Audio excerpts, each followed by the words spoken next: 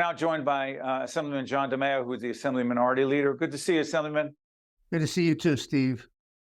We're taping this on the back end of November 2023. Republicans lost several seats in the Senate, more seats in the Assembly.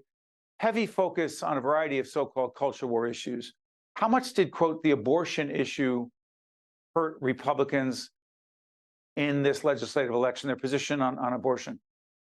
Well, you know, Steve, it wasn't an issue for us, but apparently that's some way to motivate their voters or somehow scare them to vote. Their meaning? The Democratic voters, because obviously it must have worked to some degree. Listen, we called it a non-issue, frankly, because there's a 1982 Supreme Court ruling that New Jersey Supreme Court ruling that says that anyone could do what they want with their body, and including an abortion. So it's not really an issue in New Jersey, but they were effective in making it an issue. But Assemblyman, isn't it true that if the Republicans had gained control of the Assembly and or the Senate, there are some of your colleagues, you may be one of them, who said, you know what, we don't like the current law in New Jersey that you can have, a woman can have an abortion in the 9th month. We want to change that. Hey, do I have that wrong? Well, listen, I have my own beliefs, but I also pretty good at math. I can say that there would not be adequate Republican votes unless the Democrats had something in mind that they were going to provide votes to put it all together. But you wanted to do that. I never said I wanted to do it. Would you want to change the New Jersey law that currently allows for a woman to have an abortion in the 9th month? If you were in control, if the Republicans had control of both houses, if you were able to get it on the ballot, on the docket to vote on, would you want to change the current New Jersey law regarding a woman's right to an abortion? It's impractical, but let me say this: would I like to save fully developed families? Of course, but there are limits. There would be exceptions. Frankly, I mean, the health of the mom would be number one. Rape, incest, maybe others. The reality is, it is pretty rough to think about a full-term baby being taken out of the womb and destroyed very late in pregnancy. And I think there's a lot of people, including pro-choice people. I think that they took advantage of this issue. It's difficult for us to enumerate it during a campaign, apparently, because it wasn't in mind, because it wasn't an attainable goal. It still isn't. And even something changed, the state Supreme Court ruling from 1982 would still uphold it. So therefore, what's for us to do unless they want to get together to somehow do some constitutional amendment on the issue? And that would take Democratic votes to do. Sure. Let me ask you this as something. Every time you've joined us, you're always upfront. You never duck any question. So this is an interesting one because it's not a state issue per se, but it's a legitimate issue. We do a series called Democracy in Danger. The graphic will come up. I've asked virtually every Republican who's been on, I'm going to ask you again, questioning the results of an election, the peaceful transition of power in the presidency or the governorship or whatever, because there's a governorship election in 2025, and the legislature is up many seats in the legislature. Do you believe that Joe Biden legitimately won the 2020 election and that Donald Trump, the leader of the Republican Party, lost? I believe that the election results reflected the people's votes. So, yes. So this, quote, stop the steal and that the election was stolen, you don't buy into? I can't see how that many votes were stolen. It just doesn't make sense. Again, I'm pretty good at math. The reality is, if I win, I win. If I lose, I have less votes, unless it's very close and there's mistakes made. But that's a lot of mistakes. But this is a symbolic and an important issue as well, related to democracy, related to who people are and what they believe in.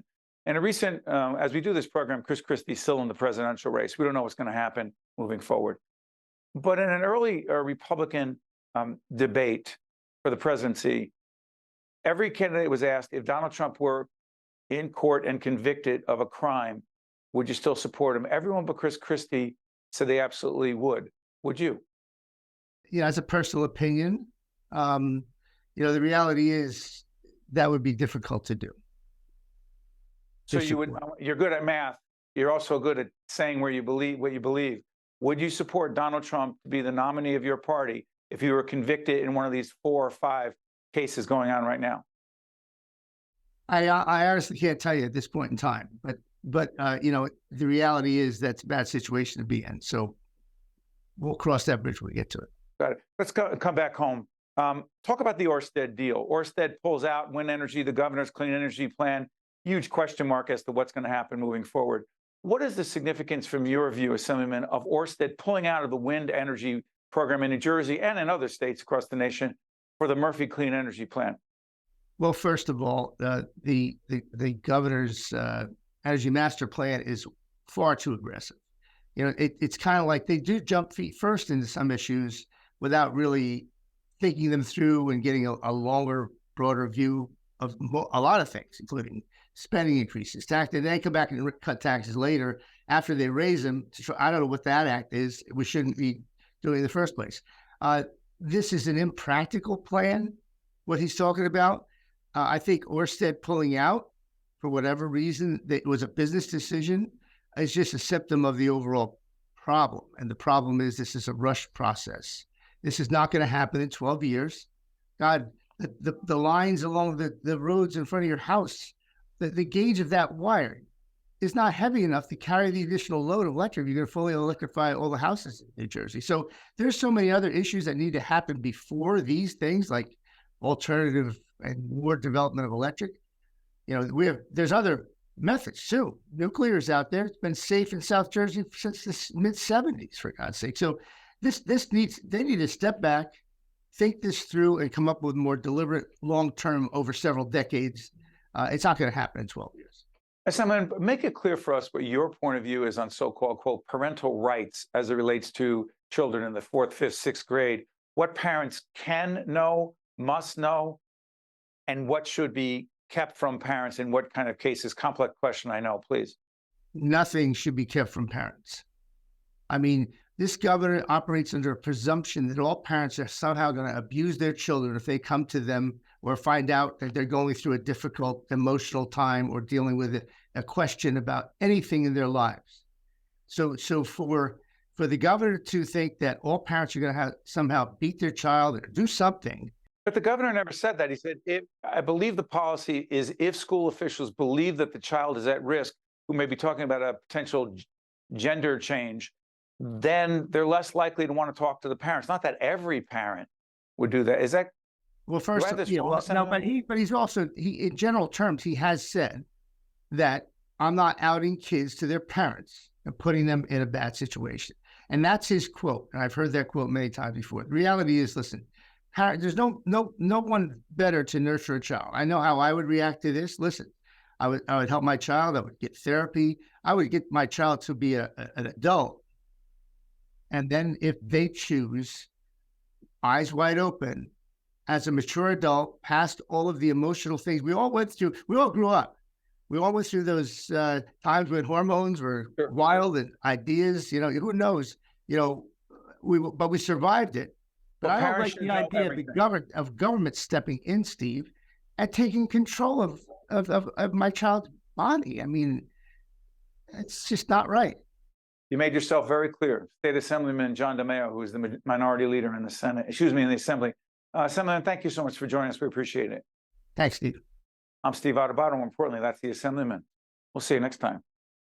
State of Affairs with Steve Adubato is a production of the Caucus Educational Corporation. Funding has been provided by RWJ Barnabas Health, Rowan University, the Turrell Fund, supporting Reimagine Childcare, Horizon Blue Cross Blue Shield of New Jersey, Johnson & Johnson, IBEW Local 102, PSEG Foundation, Newark Board of Education, Veolia, and by these public-spirited organizations, individuals, and associations committed to informing New Jersey citizens about the important issues facing the Garden State, and by Employers Association of New Jersey. Promotional support provided by NJ.com and by Insider NJ. I'm very grateful that I'm still here. That's me and my donor when we went to celebrate our first anniversary. With a new kidney, I have strength. They gave me a new lease on life. I'm still going everywhere and exploring new places. Nobody thought I was going to be here. Nobody. And I look forward to getting older with my wife. That's possible now. We're transforming lives through innovative kidney treatments, living donor programs, and world-renowned care at 2 of New Jersey's premier hospitals. They gave me my normal life back. It's a blessing. RWJ Barnabas Health. Let's be healthy together.